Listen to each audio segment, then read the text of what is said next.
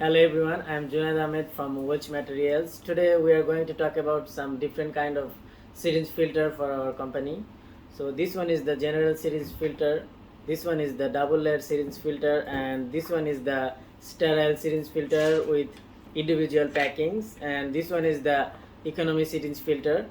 So let's see what is the difference between these syringe filters.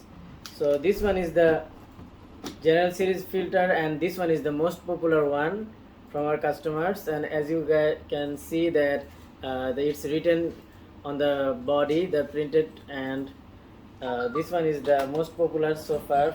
And this one is the double layer, and it has the double layer inside. So this one is the most if your requirement is too high, then we recommend this one to our customers. And this one is the sterile syringe filter with individual packing. So this one packed individually to ensure the most safety, and this one is the most economy one. And as you can see, this one, there is no printed on the body of this syringe filter, so to ensure the cost, and the packing is also not like this one to reduce the cost. So yeah, that's all about the syringe filter.